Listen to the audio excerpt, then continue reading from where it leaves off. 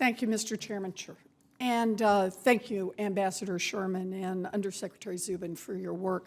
And I think everyone here understands that a nuclear-armed Iran threatens the United States, threatens Israel, threatens the entire world.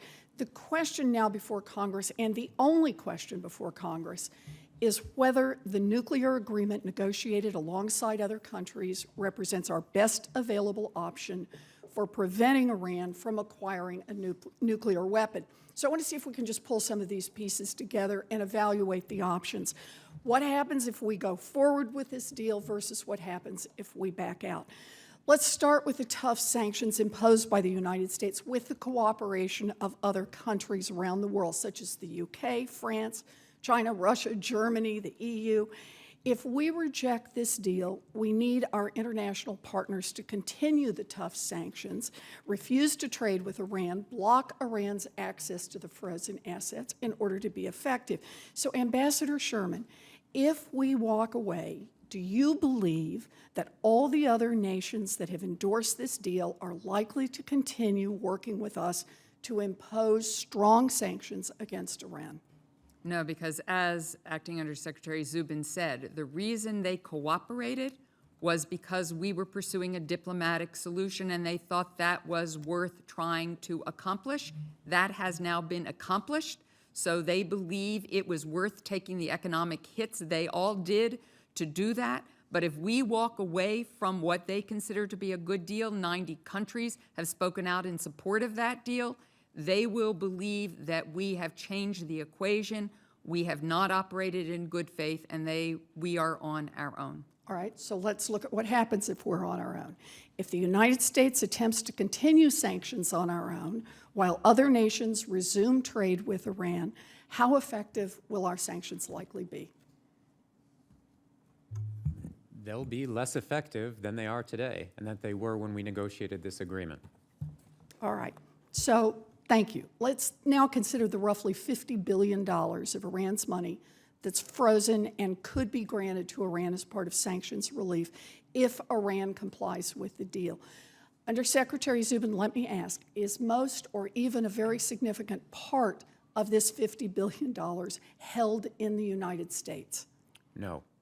So if we walk away, do you believe that the other countries that hold this money will continue to keep it out of Iran's hands? I think we'll begin to see those funds be released if Iran stays and starts meeting its commitments under the deal. All right. But the question I ask is, if we walk away from the deal, are you convinced that other countries that hold these funds are going to continue to withhold those funds from Iran? I can't guarantee you that they will. All right.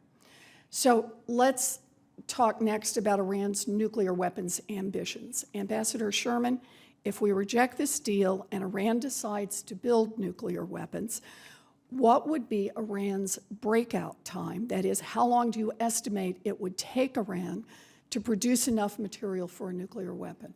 The assessment today is 2 to 3 months. Okay, 2 to 3 months. And if we accept this deal, and if Iran complies with it, what would be Iran's breakout time? At least for 10 years, 1 year. All right, okay. Now, let's next think about cheating. Iran may sign the deal and then try to develop a nuclear bomb anyway. So, Ambassador Sherman, will it be easier for us or harder for us to detect a secret Iranian nuclear weapons program if we accept the deal or if we reject the deal? Clearly, if we accept the deal, we will have many more eyes on the IAEA. Not only will have access to the declared sites Natanz, Fordo, Iraq, but they will also have surveillance over uranium, the entire supply chain through the procurement channel. They will have eyes on centrifuge production. They will have access to undeclared sites, that is suspicious sites, if they believe there is a justification to get in.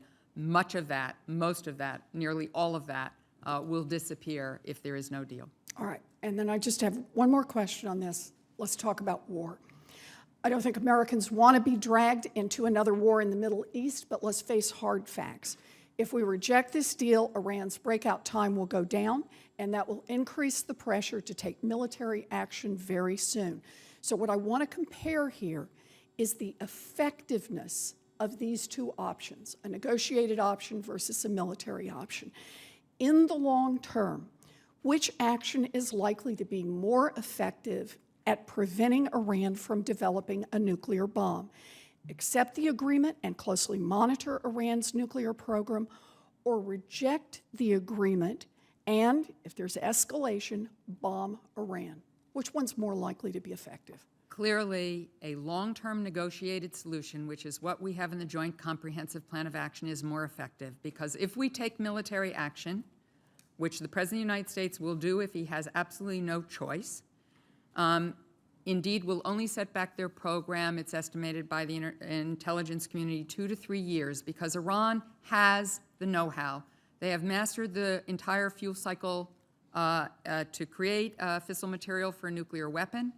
And so therefore, although we could bomb away their facilities, they could reconstruct them. You cannot bomb away knowledge, you cannot sanction away knowledge. The only way to control it is a negotiated solution that is intrusively and highly monitored and verified. That is what we have negotiated. Thank you. You know, some have said that they want a better deal, but that is not the choice that Congress faces. The deal is the deal, and Congress has two choices: accept it or reject it. No one can say for certain that this deal will prevent a nuclear-armed Iran, and I won't say it. But no one has put a better, more realistic alternative on the table, and until I hear a better option, I intend to support this deal. Thank you. Thank you, Mr. Chairman.